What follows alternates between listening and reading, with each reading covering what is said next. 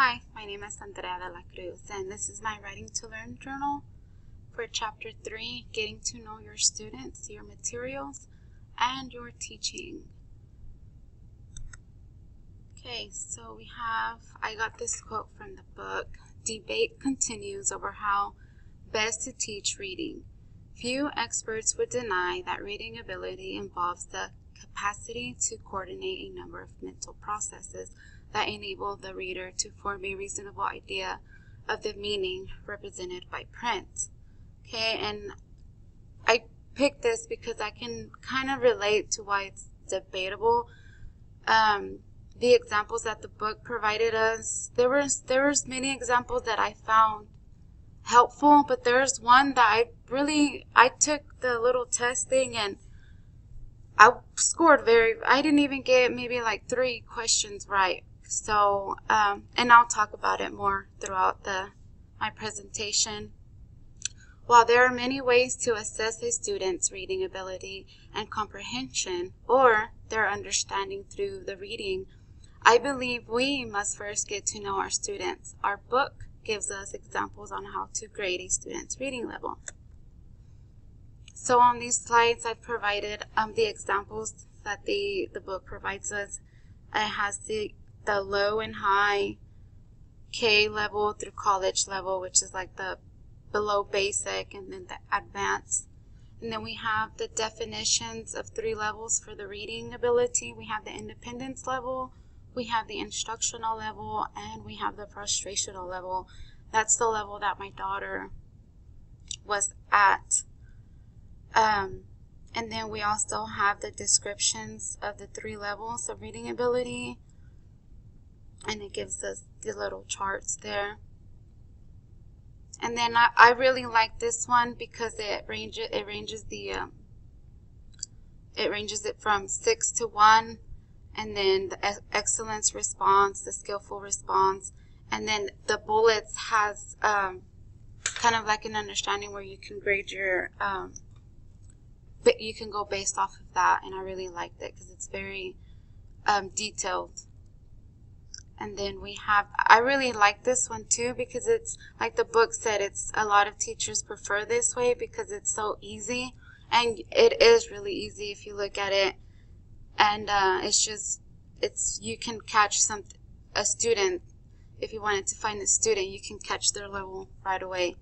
But then again, like, you can't always just go based off of one single grading, because I mean, people are different, and they may, let's say they took this test and they were having a bad day, or they forgot to eat breakfast that morning, or something emotionally they've been, I mean, it doesn't matter.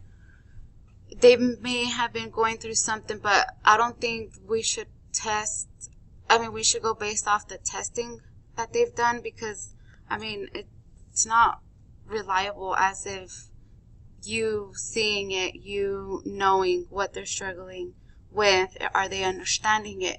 Can they give you a brief summary? Can they, so I mean although this is very, very easy, we always have to take into account other grading procedures like this one, the sample close test.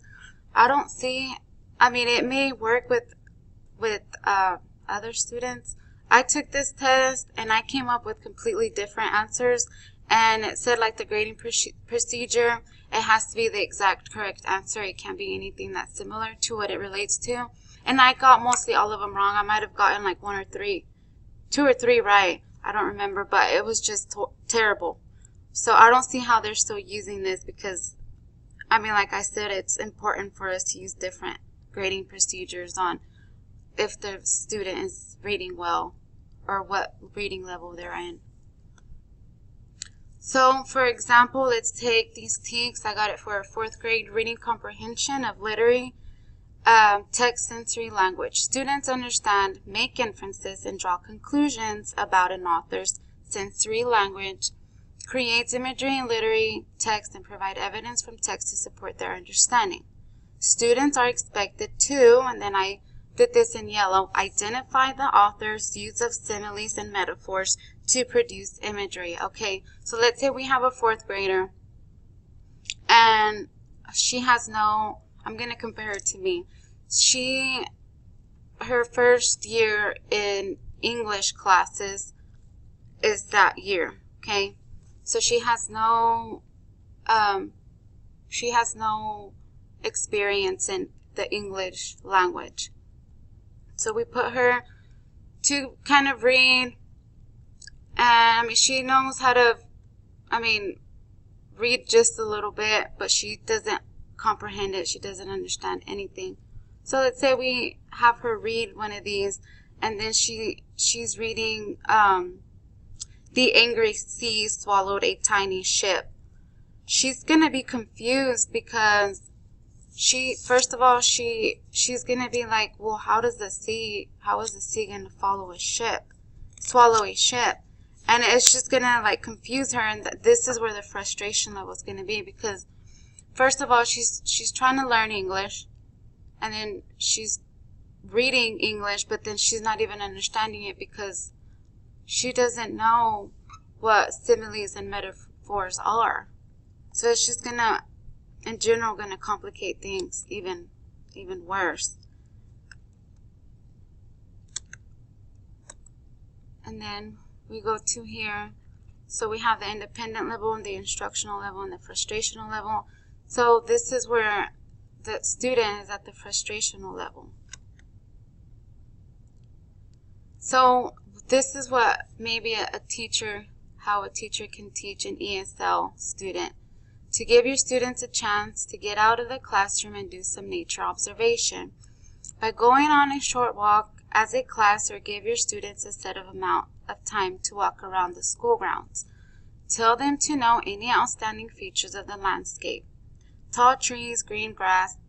After you walk, return to the classroom and have students write 10 phrases using objectives that describe a natural element that they saw. Once their sentences are complete, remind your students that similes compare 2 items to paint a picture for the reader or listener. Show your students how to take a descriptive phrase using an objective and turn it into a simile. Starting with the phrase, a tall tree, have students volunteer other items that are tall, a skyscraper, a giant, and so on. Then use one of those objectives to transform the descriptive phrase into a simile. The tree was as tall as a skyscraper. Have each student rewrite 5 of these descriptive phrases as similes, and this way then ask students to share what they have written with the class. So by doing this, the student is obviously going to understand what a simile is, and she's not literally going to think that the skyscraper is a man, or whatever the student may be experiencing, because whenever we would read as a group, I would read, and then these metaphors, I didn't know, I was lost all the time, and I wasn't gonna raise my hand and tell the teacher that I didn't understand that, because I was very shy back then, so I was too embarrassed to even raise my hand and tell the teacher that I didn't understand. So like the teacher could have done this before we started reading similes or books that had metaphors in it, because I was so confused. I was like, that's not even the answers. Like, let's say we were going to answer answers in the back, and then it'll say, what was the author's purpose, or what was the author's intentions, or I always got the questions wrong because I thought another way, and then I guess the teacher thought the other way, which is the right way. But see, it varies like with every student. So, and the teacher's not going to know unless she really looks and observes. She needs to observe her students, even like assessing them to give an example or any of that nature. That way she can understand if the student is struggling. That way she can provide the assistance that the child needs, like I needed, because I struggled throughout my higher. I really, like Dr. Rodriguez said, to go off of things that's complicated for me. English was my worst subject. I did not like English. But this is how we can introduce the metaphors. Give your students some examples of metaphors and discuss together what they mean. Make sure your students understand how two items are being compared without using the words like or as. Then challenge your students to create their own metaphors. One popular way to use metaphors is describing people. Have students work in pairs to list 15 personality traits. Then have the pair choose 8 of those to use as inspiration for their own metaphor. Have students start by choosing a personality trait, for example, loud. Then have students make a list of few items that are loud. A thunderstorm, a party, an elephant, and so on. Then students should then use one of those items as inspiration to write a sentence containing a metaphor, like this one provided below. His voice was thunder, rattling the windows and the doors of the classroom. Okay, so and then we give students a chance to share their metaphor with the rest of the class, and then they can do illustrations with the metaphors. And then I posted it's great tips.